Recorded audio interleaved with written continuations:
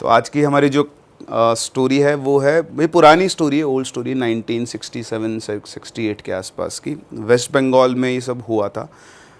जिस गांव में होता उस गांव का पहले नाम था हरिनारायणपुर, अब तो वो चेंज हो गया, उसका कुछ नाम और हो गया है। बंगाल में 24 परगना ऐसे कुछ करके जगह है, उन बहुत सारे गांव, उनमें से एक गांव के अंदर वो है। वहाँ पर आज भी एक मंदिर है काली माता का। तो वो मंदिर क्यों स्थापित हुआ था उस गांव के अंदर, ये उसकी बैक स्टोरी है। तो ये एक्चुअली मेरे से एक सब्सक्राइबर ने शेयर की थी, और उनके मामा इसके जो बोलते हैं ना, वो क्या बोलते हैं उसको, पुजारी, सामने नहीं, जो वर्ड चला गया मेरे मुंह से, विटनेस। विटनेस, उन्होंने विटनेस की हुई प्रॉपर। जब उस टाइम पे उनकी एज शायद 15 साल के आसपास रही थी। तो उनके गांव में दो लड़के थे, एक का नाम था करीम और एक का नाम था उमंग। तो ये दोनों दोस्त थे बढ़िया, और जो करीम था वो बहुत शैतान था, पूरे गांव को परेशान कर रखता था। और ये दोनों की जोड़ी थी, मतलब बिल्कुल हुड़दंगी थे दोनों के दोनों, किसी से लड़ जाना, भिड़ जाना, किसी की सुनना नहीं, डरते किसी से नहीं थे कि यमराज भी सामने आए तो डरते नहीं है, इस तरह का उनका दोनों का नेचर था। तो इनके गांव में क्या ताड़ी बनती थी, ताड़ी जानते हैं आप? हाँ, देसी दारू टाइप कुछ नहीं नहीं नहीं, ताड़ी क्या होती है, ताड़ी खजूर का पेड़ जो होता है ना, हाँ। तो खजूर के पेड़ के अंदर क्या करते हैं, एक रस बनता है मीठा। मतलब मैंने तो ट्राई नहीं की, पर जब मैंने बताया था लोगों को तो उन्होंने बट वो नशे वाली होती है। नशे वाली होती है, अल्कोहल होता है उसमें। तब तक मुझे नहीं पता था मुझे बाद में बताया, जो हमारे बिहार के स्टूडेंट्स होते हैं उन्होंने बताया कि सर ताड़ी इज़ अल्कोहल। तो उसमें प्रोसेस क्या होता है कि खजूर का जो पेड़ होता है उसमें आप ऐसे लकड़ी की कील ठोक देते हो ऊपर, तने में ले जाके टॉप पर, और उसमें मटके लटका देते हो, तो बूंद बाय बूंद उसमें से वो रस निकलता रहता है। तो मीठा बहुत होता है और साथ में उसमें अल्कोहल होता है, तो लोग वहाँ पे यूज़ करते हैं।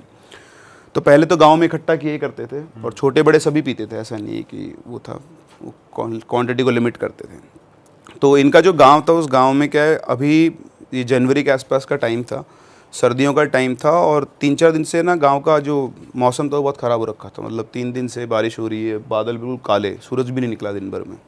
तो 3 दिन के बाद मौसम साफ़ हुआ, तो ये दोनों दोस्तों ने प्लान बनाया कि यार पूरे गांव में ना लोगों ने ताड़ियाँ बांध रखी, मतलब मटकियाँ लटका रखी है, हांडी बोलते हैं उसको, हांडी लटका रखी है। तो अभी खुद तो लटकाते नहीं थे, जो दूसरों की हांडियाँ चोर के और उसमें से ताड़ी निकाल लेते थे। तो इनने प्लान बनाया कि अपन आज रात को चलते हैं और अपन ताड़ी लेकर आएंगे वहाँ से। तो इन्होंने बोला ठीक है चलते हैं।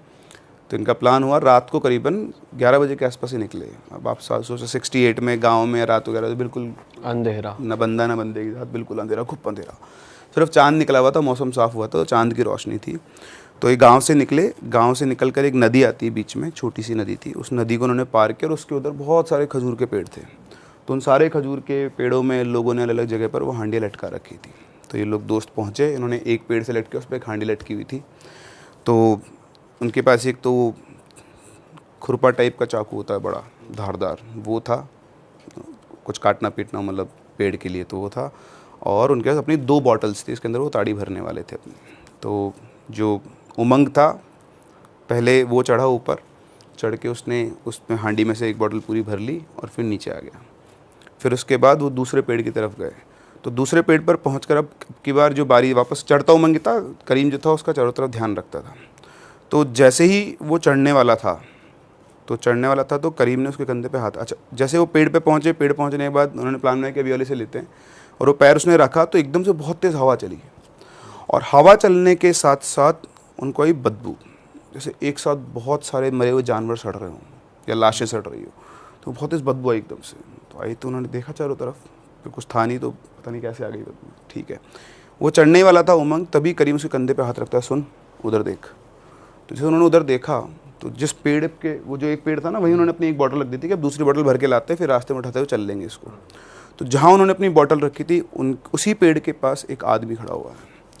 भरी सर्दी है, उस आदमी ने कुछ नहीं पहना हुआ है, सिर्फ एक वाइट कलर की धोती पहनी हुई है। चांद की रोशनी उसके ऊपर पड़ रही है, और उसका सिर्फ सफ़ेद सफ़ेद बाल दिख रहे हैं, उसका चेहरा नहीं दिख रहा उनको अंधेरे की वजह से। तो करीम ने उसकी तरफ देखा, इसने उमंग ने भी देखा। तो उसने पूछा ये कौन है? बोले पता नहीं यार कौन है, और ये अपनी बॉटल के पास खड़ा है, अपनी बॉटल तो चुरा के ले जाएगा। तो उनको ये नहीं था कि कुछ है, वो तो चोर है, वो ये हो मेरी बॉटल ले जाएगा। तो उसने बोला ओए कौन है तू? तो आदमी बिल्कुल स्टिल, कोई हलचल नहीं, कोई मूवमेंट नहीं, जैसा था वैसा का स्टैचू बन के खड़ा हुआ है, बिल्कुल पतला सा था, कोई ज़्यादा वैसा भी नहीं था। कोई जवाब नहीं आया। तो उसने बोला तो जो भी है यहाँ से चला जा, वरना तेरी हालत ख़राब कर देंगे। रिप्लाई। तो उमंग बोलता है छोड़ना यार, होगा कोई। बोला होगा कौन, क्या है, अपनी बॉटल पड़ी हुई है। वो ले गया तो उसने फिर बोला कि लाइक आखिरी बार बोल रहा हूँ, चुपचाप यहाँ से चला जा, नहीं फिर मुझसे बुरा कोई नहीं होगा, नो मूवमेंट। अब करीम शॉर्ट टेम्पर था, उसको गुस्सा आ गया, तो उसने उसको गाली दी, और गाली दे के बोलता है कि फिर से बोल रहा हूँ, अगर तू नहीं गया ना तो को यहीं काट दूंगा। वो फिर भी नहीं हिला। तो इस बार उसको गुस्सा आ गया, वो अपना जो वो चाकू था वो लेके उस आदमी की तरफ उसको डराने के लिए उसको भागने लगा। तो जैसे ही उसकी तरफ भागा, पीछे उमंग पेड़ के पास ही खड़ा था, तो आगे 3 कदम ही उसने बढ़ाए होंगे, शायद 3-4 कदम, इतने में तो वो आदमी बिजली की फुर्ती से उसके सामने आया, उसकी गर्दन पकड़ी खड़ाक से, और धड़ाक, आउट, मर गया मतलब। एग्जैक्टली यूँ घुमा दी पूरी गर्दन, सीधा ज़मीन पे गिरा, 2-4 बार हाथ पैर मारे, शांत। और उधर वो से उमंग वो फ्रीज हो गया। वो आदमी भी उसके सामने खड़ा था, लेकिन उसको उसका चेहरा नहीं दिख रहा था, बस वाइट बाल, सफ़ेद धोती, हाथ धुच रहे मेरे तो सीधा इतना करते ही अब वो बिल्कुल फ्रीज हो गया। वो कोशिश कर रहा है कि क्या हुआ, वो मतलब होता है ना, प्रोसेस ही नहीं कर पा रहे हो आपकी, हुआ क्या एकदम से मेरे साथ फ्रैक्शन ऑफ सेकंड्स के अंदर। जब से अपने सेंसेस में आया, उसने आओ देखा ना ताओ, उस आदमी की तरफ एक बार देखा, और जैसे उसने वो देखा ना, तो उसने एकदम बहुत तेज़ से वो आदमी हंसा, हा हा हा हा ऐसे करके, मतलब कोई इंसान नहीं हंस सकता इस तरह की उसकी हंसी थी। वो हंसते हुए तो आओ देखा था, वो मुंडी घुमा के भाग गया, और तब तक भागता रहा जब तक अपने घर पे आके नहीं पहुंचा। घर आके उसने गेट वेट बजाया, तो उसकी हालत देखकर तो क्या हुआ, तो बोलता है वो करीम मर गया। तो ये दोनों पड़ोसी थे, तो उसने बोला करीम मर गया। बोले कहाँ मर गया, बोले वहाँ पर। तो सब लोग उनको जगाया, सारे गांव वाले उठ के वहाँ पर पहुँचे। तो वहाँ पर पहुँचे, तो पहुँच के जो उन्होंने सीन देखा कि वहाँ पर करीम की बॉडी पड़ी हुई थी, डेड बॉडी। और उस डेड बॉडी को जब उन्होंने देखा तो सबके होश उड़ गए, क्योंकि उस डेड बॉडी में से उसको देख बिल्कुल सूख चुकी थी वो पत्ते की तरह, ऐसा लग रहा था कि सारा खून किसी ने चूस लिया, वो सफ़ेद हो गई थी, और बिल्कुल हड्डियाँ बची हुई, ऐसा मान लो स्किन और हड्डियाँ जो बच जाती है ना, कि आपका सारा पानी खींच लिया किसी ने पूरा, तो उस तरह की उसकी बॉडी की हालत हो गई थी। उसको देखते उसकी करीम की मम्मी बहुत तेज़ रोने लग गई। उसकी अच्छा, करीम की फैमिली, उसके फादर थे और उसकी एक सिस्टर थी और मदर, 4 लोग थे टोटल फैमिली के अंदर। बहुत बुरा हाल, अब किसी को समझ में नहीं आ रहा क्या है। और इधर से उमंग से पूछा कि क्या हुआ ये सब, तो उसने बताया कि ऐसे ऐसी एक आदमी दिखा, और उसके बाद उसने उसको मार दिया, और पता नहीं वो आदमी कहाँ पर है। अब किसी को कुछ भी समझ में नहीं आ रहा है, कोई कर भी क्या सकता है। तो फिर उसकी बॉडी को लेकर आए, अगले दिन उसका जो भी लास्ट रिचुअल्स होते हैं वो किए गए, उसको दफनाया गया। आप सोचो, जिस बंदे ने सब लाइव देखा है उसकी हालत, तो वो तो ट्रॉमा से ही बाहर नहीं आ पा रहा था। उसको समझ में आता है कि एक दिन के अंदर ये क्या हो गया। उधर से उसकी पूरी फैमिली की हालत ख़राब। फिर उमंग को तो इसके घर में गया ये, तो उसके घर ने बहुत संभाला, लेकिन अब जैसे रात को उमंग सोते उसको वो आदमी का चेहरा दिखाई दिया, और उसको अपने कमरे में वो स्मेल से आने लग गई। मतलब वो जो स्मेल उस दिन आई थी ना रात को, तो उसको स्मेल आने लग गई। पूरी रात वो सो नहीं पा रहा था, कि जैसे आंख बंद करा तो उसको आदमी दिखता, खोलता तो कोई नहीं दिख रहा था। तो पूरी रात वो जागा। फिर अगले दिन सुबह उठा, अपनी मम्मी को बताया, तो उन्होंने बोला कि कोई बात नहीं, ऐसा हो सकता है तेरे सामने ये सब हुआ है, तो 1-2 दिन ये रहेगा बेटा, तो अपना ध्यान रख। नेक्स्ट डे मतलब रात हुई वापस से, सुबह करीबन 4-5 बजे के आसपास गांव में हल्ला मच गया। तो किसान भागता और उसने बोला कि वो मर गया। तो सब लोग बोले कौन मर गया, तो बोले वहाँ चलो नदी के किनारे पेड़ पर। तो सब लोग इकट्ठे होकर भागते हो गए नदी के पेड़ के किनारे, तो वहाँ पर एक लाश लटकी हुई थी, एक लड़की की। तो सब लोग पहुँचे पास में, तो फिर से उन्होंने देखा तो उस लड़की की लाश भी बिल्कुल जैसे करीम की बॉडी में से उसका भी पूरा खून चूसा हुआ है। और वो लड़की कौन, करीम की बहन। अरे एक दिन में एक ही फैमिली के 2 बच्चे, माँ की हालत फूट के रो। लेकिन अगर कोई शांत था तो था करीम का बाप। वो बिल्कुल पत्थर की तरह शांत था, वो रो भी नहीं रहा था इवन। अच्छा, करीम का जो बाप था उसके बारे में गांव में था कि वो बहुत झगड़ालू किस्म का आदमी था। कई बार लोगों ने उसको देखा था कि रात को वो गांव से निकलता था और सुबह से पहले वापस नहीं आता था। वो कहाँ जाता था, क्या करता था, किसी को नहीं पता था। लेकिन किसी ने गलती से उससे पूछ लिया कि वो कहाँ जाता है, तो वो उससे मतलब मारने को उतारू देता था। तो कोई ज़्यादा उससे बोलचाल था नहीं किसी लोगों का। पर सब लोग उसको ऑब्जर्व कर रहे थे कि उसके 2 जवान बच्चों की मौत हो गई, लेकिन एक आंसू आँख से उसका नहीं निकला है। तो ठीक है, अब क्या कर सकते हैं। फिर से उसका भी अंतिम संस्कार किया गया। सब कुछ एक उसकी माँ का तो मतलब घर से ही सब कुछ ही उजड़ गया था। फिर 2 दिन गुजरे, इधर उज्ज्वल की हालत ख़राब होना शुरू हो गई थी धीरे धीरे, मतलब उसकी वीकनेस आना, बट उसको ऐसा कुछ फील नहीं होता था। मतलब ऐसा कुछ नहीं था, बस वो ठीक से सो नहीं पाता था, आंख बंद करते उसको वो आदमी दिखता था, इससे ज़्यादा उसके साथ कुछ भी नहीं होता था। हाँ, उसके रूम में एक अजीब सी स्मेल थी, नहाना धोना उसने बिल्कुल बंद सा ही कर दिया था। फिर 2 दिन गुजरे, फिर से वापस से गांव में हो हल्ला मचा, एक और मौत हो गई, एक और मौत हो गई, एक और मौत हो गई। कहाँ? तो बताया कि गांव का एक खेत है, उस खेत में ऐसे एक लाश ज़मीन के अंदर गड़ी हुई है, उल्टी, उसके 2 पैर बिल्कुल सूखे हुए बाहर निकले। अरे पूरे गांव में आग खबर की तरह, मतलब आग की तरह खबर फैल गई, सारे गांव वाले पहुंचे, जाके देखा तो सेम वही, फिर से किसी ने उसका खून चूस लिया और 2 सिर्फ टांगे हैं। निकाला गया बाहर, गेस व्हाट, की माँ करीम की। एक फैमिली के 3 मेंबर 4 से 5 दिन के अंदर ख़त्म, और चारों की, अब गांव में ये समझ में आया कि एक ही फैमिली टारगेट हो रही है। और बाप इस बार भी चुप था?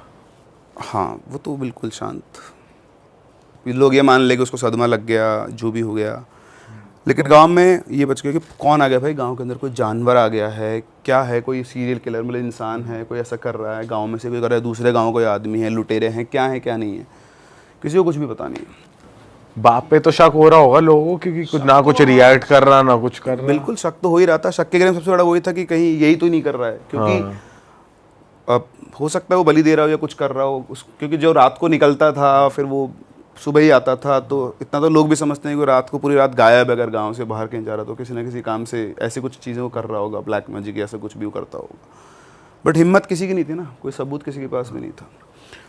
तो अब ये था कि चलो ठीक है, अब जो हो गया उसको भी दफनाया गया, वो किया गया, और सेम रात को, मतलब सिर्फ करीम के जो फादर थे वही बचे थे उस घर के अंदर, तो सेम रात को करीम के घर में लगती है आग, और आग लग के पूरा घर जल गया। तो अब जो घर था वो ऐसा था कि उसके पड़ोस में, गांव में कैसे घर होते हैं, सब जुड़े जुड़े घर होते हैं आपस में, कच्चे भी होते हैं, अगर आग लगती, किसी ने लगाई होती, तो एक घर में आग लगी तो उसकी कालिक है कुछ ना कुछ तो दूसरे घर पहुंचती वैसे था कि अगर आपने टारगेट करके प्लान करके सिर्फ एक घर को जलाया है। और ये जो इंसिडेंट हुआ उससे पहले, मतलब ऐसे नहीं कि उसमें करीम के फादर की डेथ हुई थी, वो जिस दिन उसको दफनाया गया था उसी दिन वो गांव से चला गया, गायब हो गया, भाग गया वो, छोड़ छाड़ के सब कुछ, और उसी रात वो घर उसका जल गया उसके जाने के बाद। तो ऐसा नहीं कि उस घर में वो जल के मर गया था, वो गायब हो गया था, वो चला गया था घर, गांव छोड़कर। अब ठीक है, ये सब चल रहा था।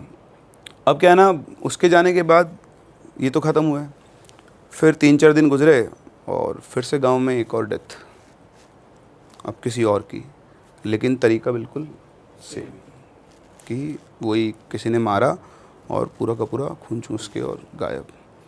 तो गांव में दहशत हो गई, भैया है क्या है, कुछ पता किया जाए, कुछ वो किया जाए। अब क्या होता है ना, आप किसी भी गांव में रह रहे हो तो नॉर्मल जब होता है तब ठीक है, फिर एक और अगला जो इंसिडेंट हुआ वो हुआ गांव के सरपंच के घर में।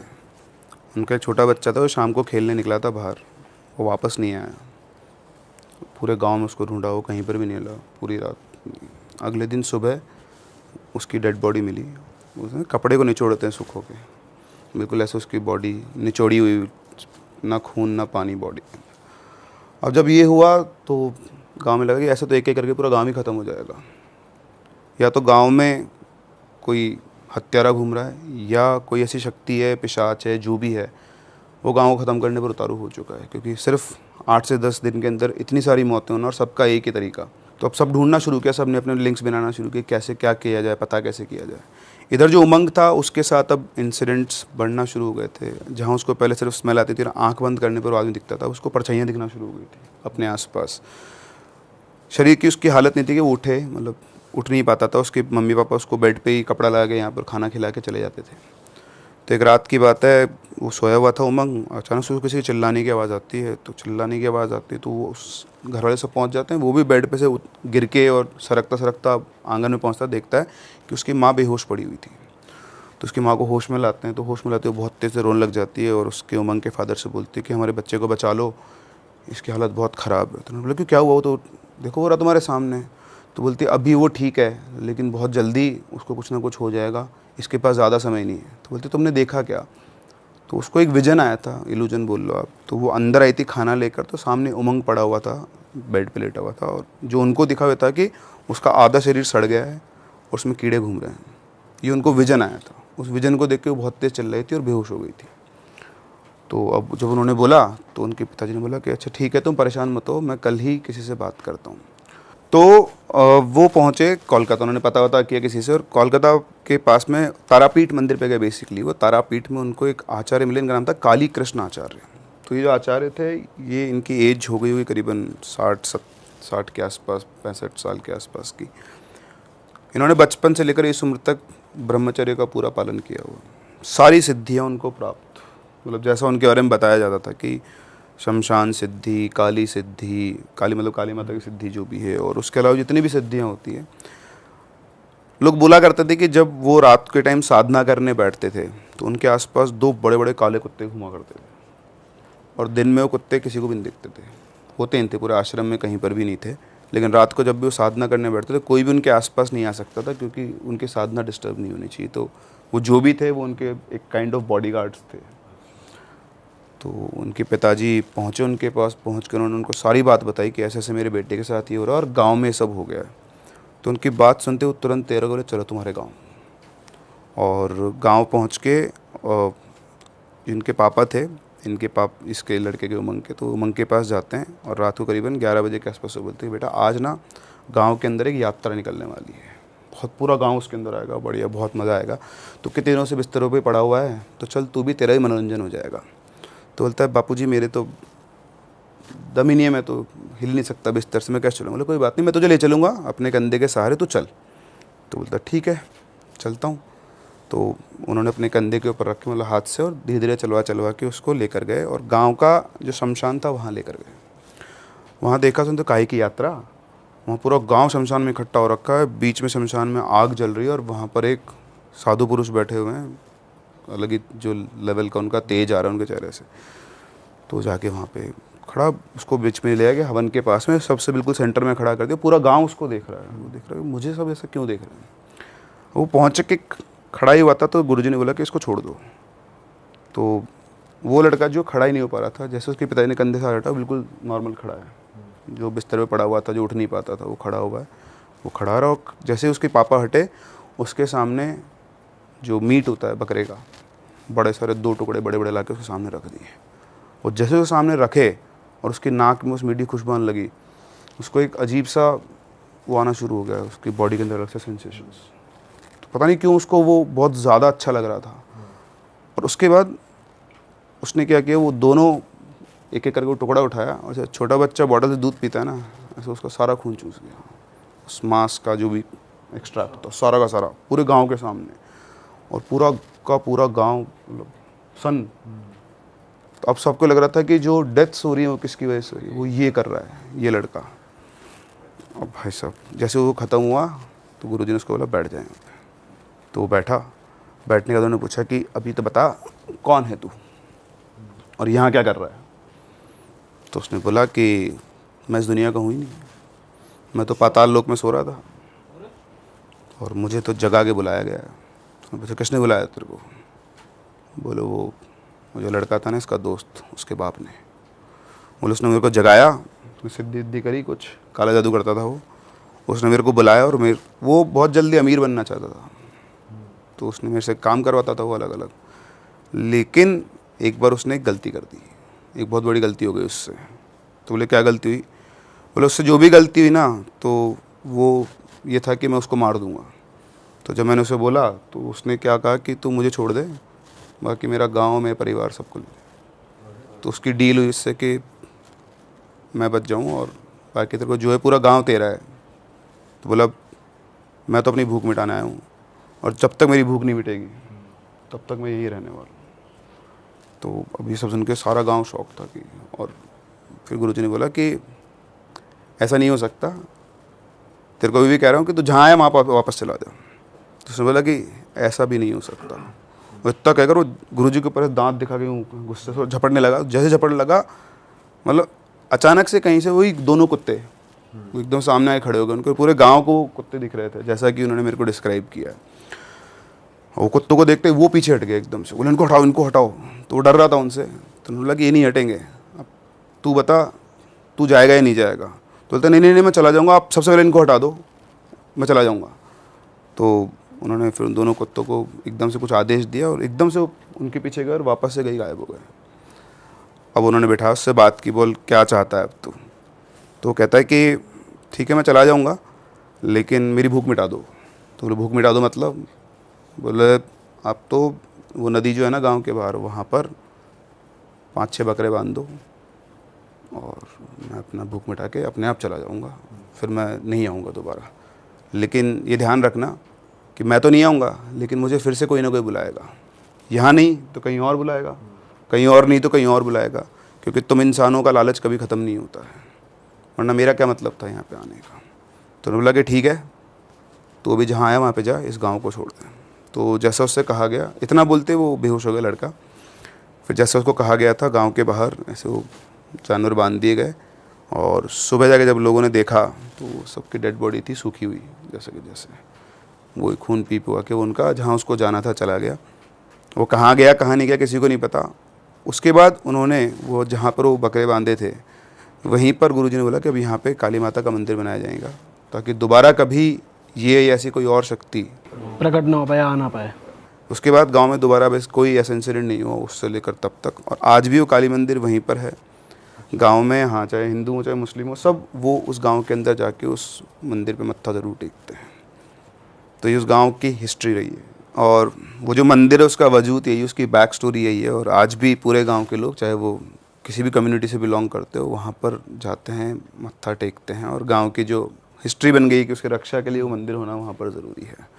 तो एक ऐसा इंसिडेंट था जहाँ पर एक इंसान ने मतलब अपने फ़ायदे के लिए मतलब इतने सारे लोगों को छोड़ दिया कि ये सबको मार लो पर मुझे छोड़ दो, क्योंकि उसका भी पर्पज़ था ना, उसको जो करना था वो पूरा नहीं हुआ था और इसलिए वो चुपचाप गांव छोड़ के भाग गया। उसे घर में आग कैसे लगी कोई नहीं पता, खुद ने लगाई या उस पे शाच ने लगाई, लेकिन फाइनली जो वो लड़का था उमंग वो बिल्कुल ठीक हुआ और लाइफ में दोबारा कभी उसको वो इंसान भी नहीं दिखाई दिया। बाप रे सर, बताओ ये कैसा बहुत- आदमी है। ये आजकल बहुत हो रहा है सर, जल्दी अमीर आजकल भी हो रहा है ये तो सभी जगह है, ये तो इंसान की फितरत है ना। शॉर्टकट तो हर किसी को चाहिए, मेहनत कौन करना चाहता है? सबको लगता है कि यूँ करें और बड़े हो जाएं, और फिर एम्बिशंस बहुत होते हैं लेकिन एफर्ट्स कम होते हैं। तो वो एक बहुत इंपॉर्टेंट फैक्टर होता है। हर किसी के साथ ऐसा नहीं हो सकता ना। प्लस सर आजकल इंफॉर्मेशन भी ऐसी आ गई ना, 7 दिन में ये सिद्धि हो जाएगी, ये हो जाएगा, आप कोई भी काम करा लो उनसे, 21 दिन में ये मंत्र बोलो, हर चीज़ इतनी इजीली एक्सेसिबल हो गई है। वो हो ही नहीं सकता भाई, 21 दिन में आप कुछ नहीं साध सकते। फिर भी उसका काम पूरा नहीं हो पाया, नहीं हो- उसके परिवार के लोग चले गए, मर गए, और वो फिर भी वो एनीवेज कुछ कर नहीं पाया। जिंदगी गुजारते तब भी कुछ सिद्ध नहीं कर पाते। वो और एक उस बंदे कोई ट्रेस ही नहीं निकला। वो कहाँ है, वो मरा जिंदा कोई पता नहीं उसका, दोबारा कभी वो कहीं नहीं मिला किसी को। और उस टाइम आप देखो ना, आप 70s की बात करो, कौन ढूंढने जाएगा? हो सकता है बहुत अमीर हो गया हो और मौज ले लिया हो और पीढ़ी उसकी मौज ले रही हो। बिल्कुल है, कुत्ती नस्ल का आदमी है बड़ा। सोचा नहीं उसने एक बार। पूरा गांव निपटारा, कह रहा गांव को देख लो, मुझे जोड़ दो। तो वो तो एक गांव थोड़ी निपटाता उसके बाद।